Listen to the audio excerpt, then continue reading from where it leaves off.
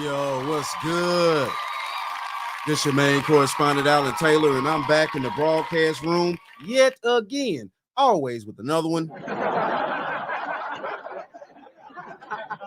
So yes, the thing of this is that Brother Anton Daniels went on Fox News recently here, and he had a few words to say. Now,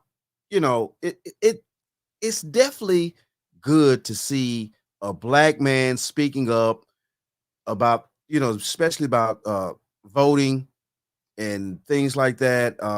Definitely nowadays, it definitely is. To me, it's definitely great to see a black man that's speaking up that's not a rapper. Okay. And what the French toast is there to think about? Or some entertainer and things like that. And yes, I do, Brother Anton. He does things on YouTube, stuff like that. I follow him. Great shows, things like that. If you don't follow him, you need to. But yes, though, it's great to see another black man doing something like this that's not a rapper or some dumbass shit like that. I'm just being honest. So, okay, what we're going to do now, we're going to go here now, okay? And we're going to see what he had to say and what that he was on a panel with another another young lady. And yeah, they spoke about the black people and how they really think about what's going on, things like that from their perspective. So let's go here now. Let's put these quarters, nickels, and dimes in on the times. Joining us now is Stacey Washington, host of Stacey on the Right, Sirius XM Patriot Radio, and Anton Daniels, YouTuber and content creator. Anton, let's start with you. You just went viral for an exchange that you had with a Kamala supporter. Let's watch. Would you vote for? Yeah. Why? I'm going to just be real honest with this. She's a black woman. Is it only because she's a black woman? Yeah. Do you not see how that's a bad idea? Elaborate. We're in 3 proxy wars. She failed at the border. She has no policy, no record to stand on. Okay, Anton, first of all, I think I forwarded that to 20 of my friends. That was such an awesome takedown. But tell us about that, because I saw some of the other participants like nervously drinking their Coke or whatever they were drinking.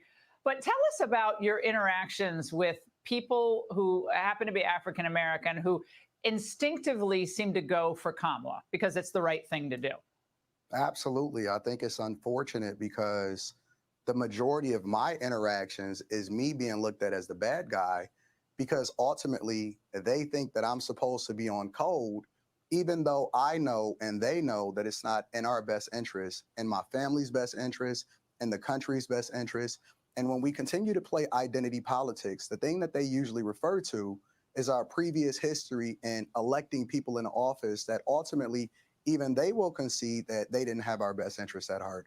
And so when I'm interacting with these people, often at times it's very difficult for them to step outside of being on code in order to do the thing that's even in their best interest. So I'm often looked at as a bad guy, but in reality, they know I'm telling the truth. And that's why it's so difficult for them to be able to convey and then debate what it is that I'm telling them, because they already know what the truth is. They're not.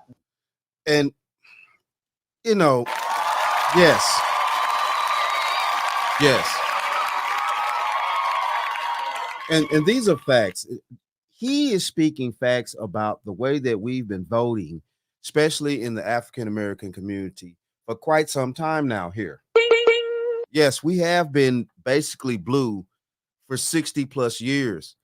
And it's been nothing but chaos and debauchery that's been placed upon our feet.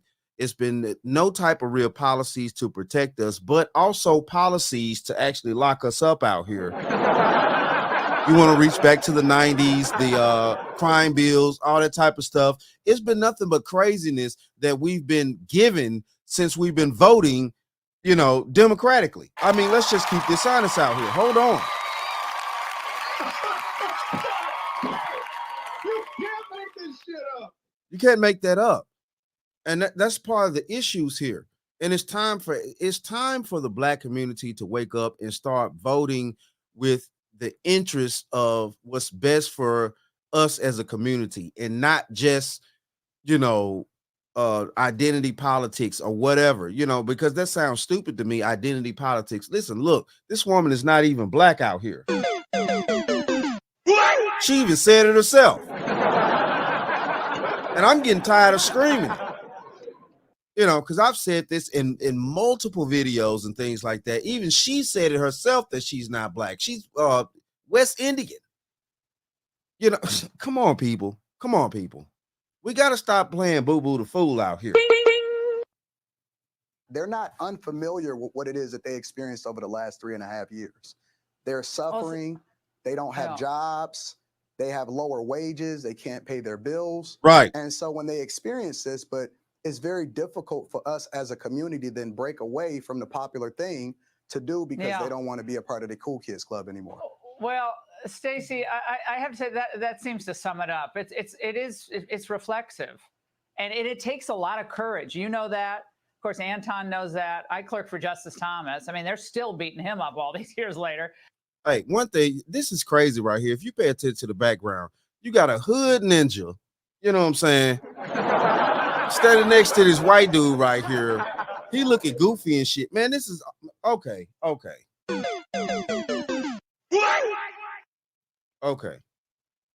So it's a tough place to be, but it's factually the right place to be. So, Stacey, how do you handle this? And by the way, Kamala Harris behind in Georgia in the swing state poll average, I think by 4 points, 5 points, 6 points. So she's speaking in Atlanta, lots of Kamala signs behind her. One white dude behind her, I see him. Stacey, thoughts on this? Laura, I think Anton hit the nail on the head. This is about policy, and no one, I don't care who you are, if you're a white woman, a black woman, it doesn't matter what your skin is. What matters is, how do these policies impact you? How does the policy of open borders and giving jobs to foreigners instead of Americans impact your bottom line? How does the double-digit inflation, which stacks up month after month, is cumulative, impact your bottom line? Can you still save money? Can you take a vacation? Can you buy that home? Can you upgrade? Can you move out of an apartment into a house?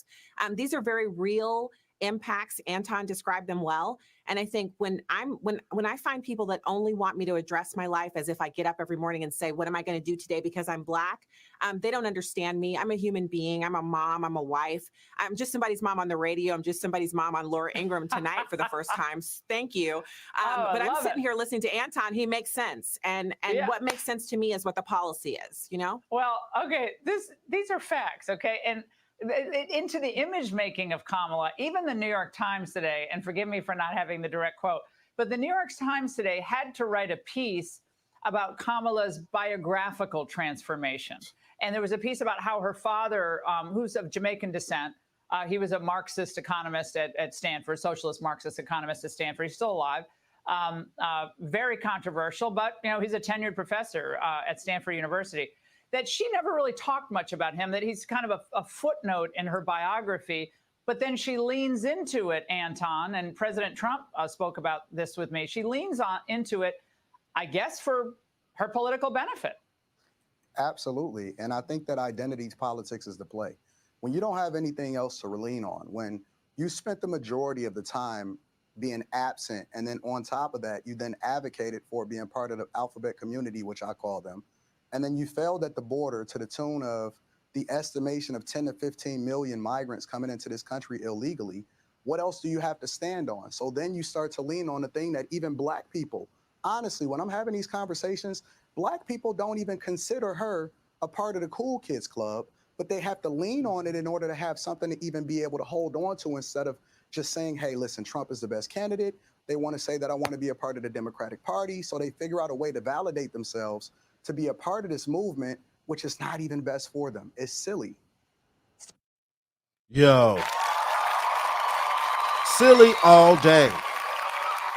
Silly all day. See, this is the thing right here that black people need to wake up to. It's time to start thinking about your pockets instead of worrying about identity politics. Worry about your pockets, okay? You can't make this You old fish-eyed fool. I'm worried about my pockets. I'm not worried about who's white, black, Indian, who's gray, yellow, purple. What are you doing for my pockets? What are you doing to make sure that I can be stable out here? I can make sure that my people eat when I go out to work, put in them 40 to 50 to 60 hours a damn week out here and make sure that I get shit straight. Where's the money? That's what I'm talking about. Where's the money? And where's also the safety at the borders to make sure that we're not allowing a bunch of dingbats flying through our country, creating all types of chaos in these sanctuary cities, which y'all, hey. It's crazy out here. This is ridiculous. What we're dealing with. Stacey, a friend of mine who went to law school with me, just messaged me. We were told from the beginning that they couldn't argue the issues. And they know that Trump is better on the economy, better on defending our interests, better on the border, stopping illegal immigration. He won't drag us into war. So all they do is revert back to the childish games as we saw with the white dudes for Kamala. I mean, how pathetic is that? It's almost like it's I thought actually a conservative must have made that. I thought that whole Zoom was created by a conservative because it was so repulsive, but it was so funny. I think in one of the people speaking, I think a lot of the mail-in ballots were hidden. But it's a very strange. They think that helps them. Yeah, they do. But I think, there are people in America whose incomes are such that these double-digit inflationary impacts don't really mean anything to them. They're insulated from the policy decisions they make in the ballot box. But for most Americans, that's not the case. And even if you are wealthy, if you care about your bottom line, if you're actually very frugal and you pay attention to your money, you don't want to see double-digit inflation. You don't want to see America sending $200 billion to Ukraine. You don't want to see boots on the ground, our own children spilling our blood and treasure abroad for something that we really have no interest in. Because that's who's going. That's who's going. They're going to send the young generation of men out there. Let's just keep this real right here. Let's keep that real. Whether these young men like it or not, whether they're lazy, whatever you want to say, if things get serious enough overseas, okay? If things get serious enough, they will implement the draft. And guess who's first?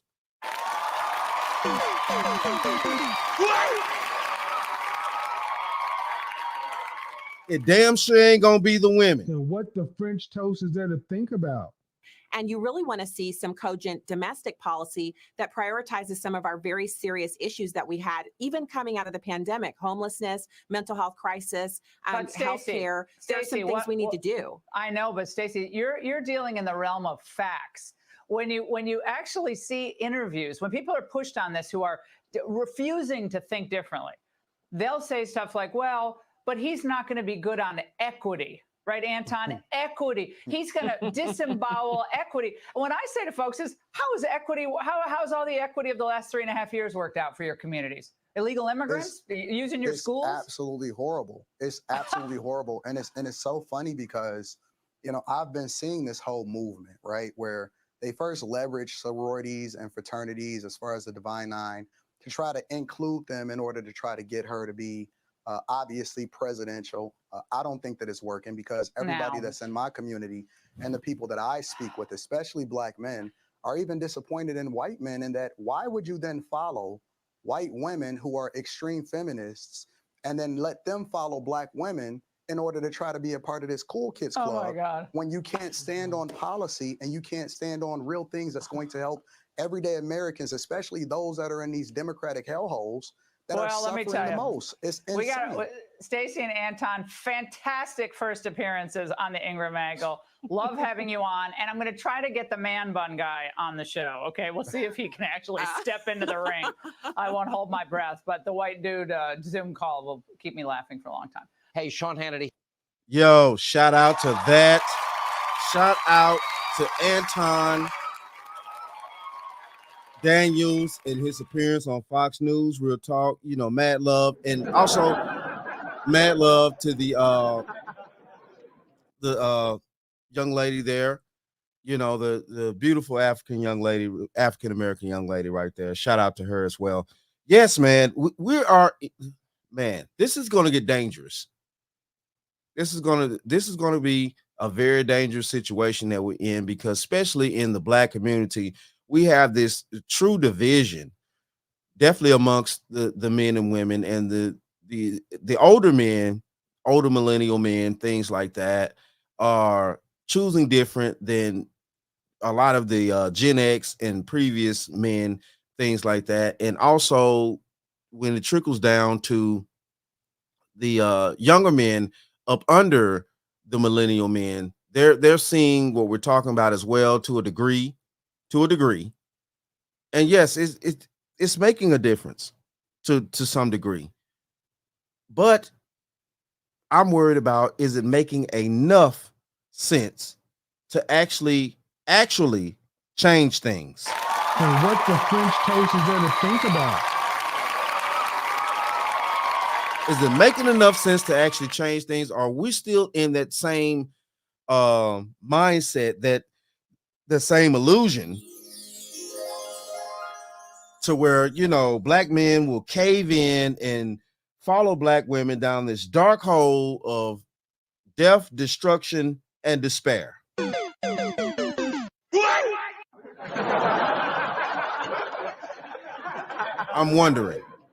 I'm just wondering. You know, the thing of this is what's best for the economy, what's best for your pockets, what's best for your family, as far as the jobs that we need to have and things like that. And, you know, I know everybody doesn't like the term that Trump used, black jobs. And, you know, well, technically, yeah, if you're a Black person going to a damn job, yeah, it's a black job. And what the French toast is there to think I mean, about? you know, what more do you want?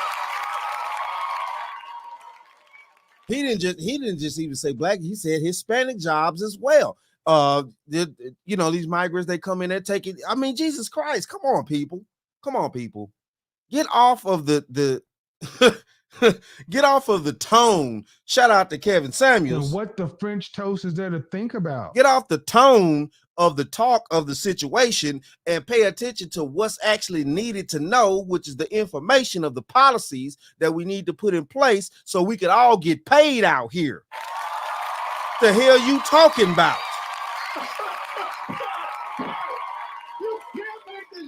You old fish-eyed fool. Yeah, but it is what it is, though, man. Hey, shout out to all my subscribers, Real Talk. Mad love to y'all. If you're new to the channel, please hit that like, share, subscribe button. Make sure that you ring that bell to be notified whenever I decide to post things.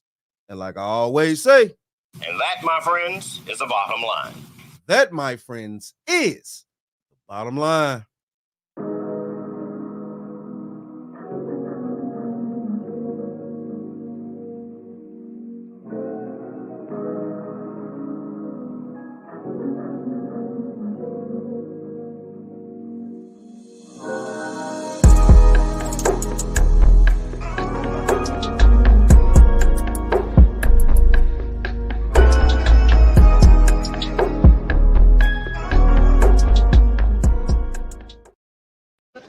Some other time. No, I want to talk about it now. See, Fred, another reason Fred, I said we'll talk about that some other time. You don't tell me what I can talk about. You don't tell me what I can talk about in my own house. Don't you point your finger at my nose, Fred Sanford. I'll point my finger at your nose, and I'll point my foot somewhere else.